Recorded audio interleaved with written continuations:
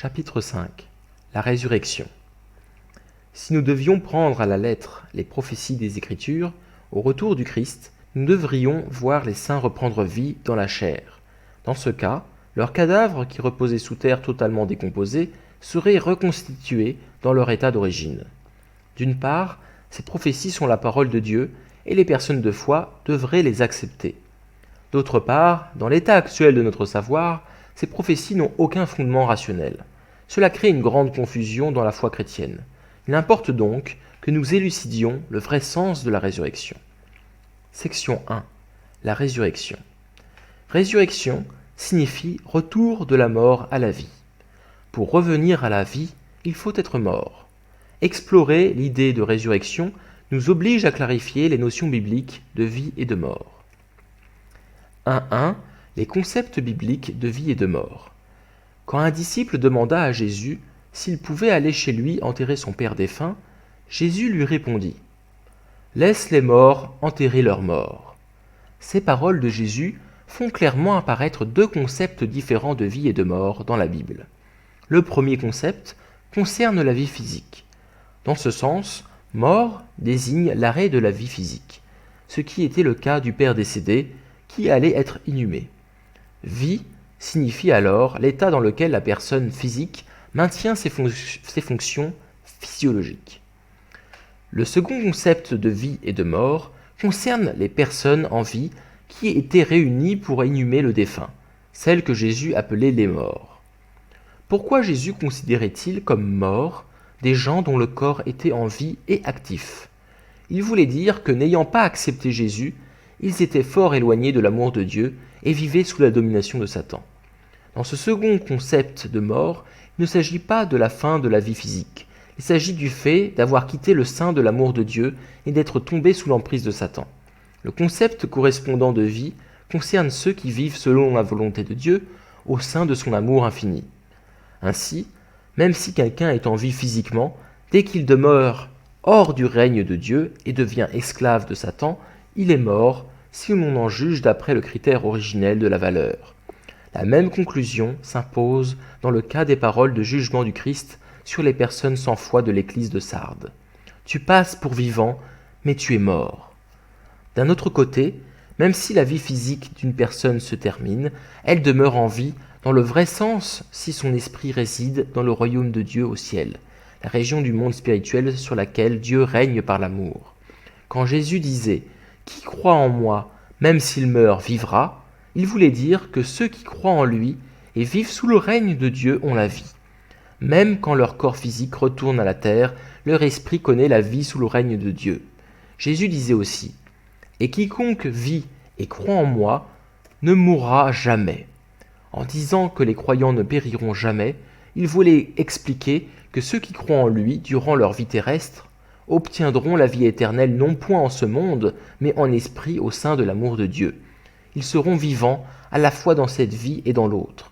Les paroles de Jésus nous assurent que la mort, au sens d'arrêt de la vie physique, n'a pas d'effet sur notre vie éternelle. Jésus disait « Qui cherchera à épargner sa vie la perdra, et qui la perdra la sauvegardera.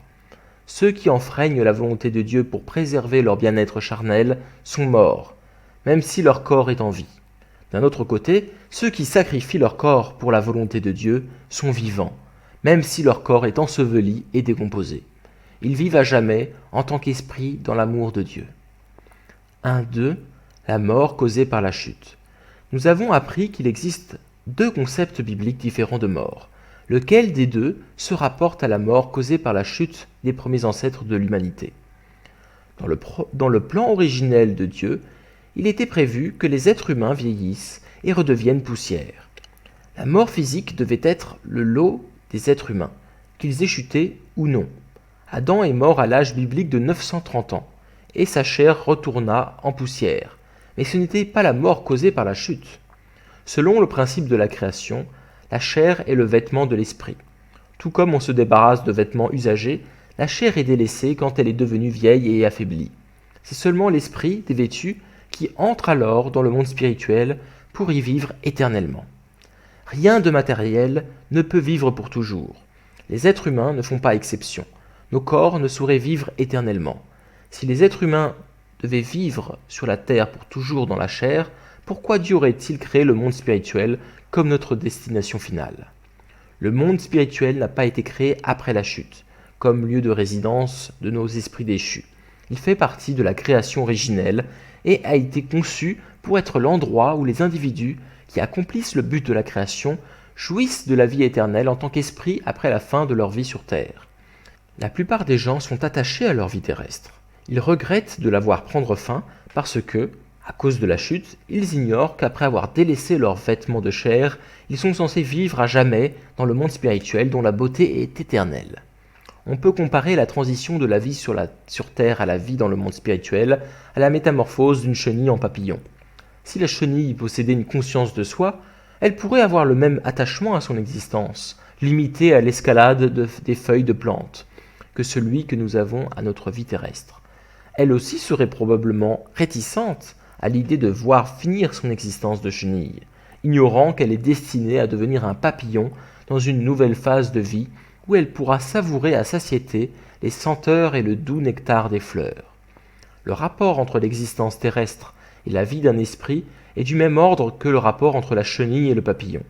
De plus, si la chute n'avait pas eu lieu, les personnes sur la terre pourraient entrer en contact avec les esprits aussi naturellement qu'elles le font entre elles. Elles sauraient que la mort ne signifie pas un adieu définitif à ceux que l'on a aimés sur la terre. Si les êtres humains savaient dans quel monde beau et heureux ils entreront après avoir atteint la perfection et achevé leur vie sur terre, ils penseraient avec joie au jour de leur entrée dans ce monde. Si ce n'est pas la mort physique que la chute provoqua, nous en déduisons qu'elle fut à l'origine de l'autre mort. Approfondissons cette question. Dieu avertit Adam et Ève que le jour où ils mangeraient du fruit de l'arbre de la connaissance du bien et du mal, ils mourraient certainement. Dieu les ayant ainsi avertis, Adam et Ève auraient bel et bien dû mourir après avoir mangé du fruit. Pourtant Adam et Ève, après la chute, poursuivirent leur vie terrestre et eurent des enfants qui se multiplièrent jusqu'à former la société humaine corrompue actuelle. Nous pouvons en conclure que la mort causée par la chute ne signifie pas la fin de la vie physique, mais plutôt la déchéance de ceux qui passent de la bonne souveraineté de Dieu à la domination mauvaise de Satan. D'autres passages dans la Bible confirment ce point de vue.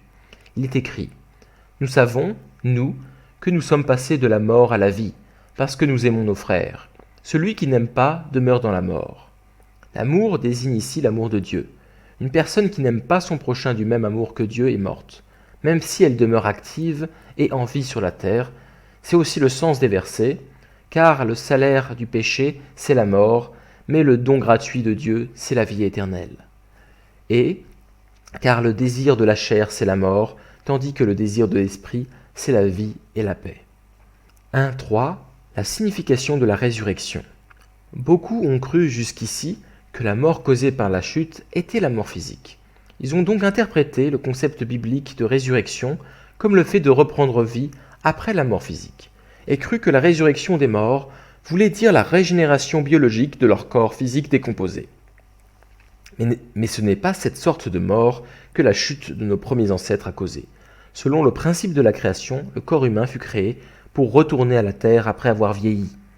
Un corps décomposé ne peut être ramené à son état d'origine.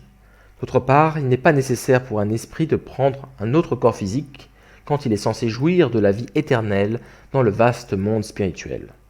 On peut définir ainsi la résurrection. C'est le processus qui ramène une personne de la mort causée par la chute à la vie, c'est-à-dire de la sphère de la domination de Satan à celle du règne direct de Dieu, grâce à la providence de la restauration. Ainsi, quand nous nous repentons de nos péchés et atteignons un niveau plus élevé dans le bien, nous ressuscitons au même degré.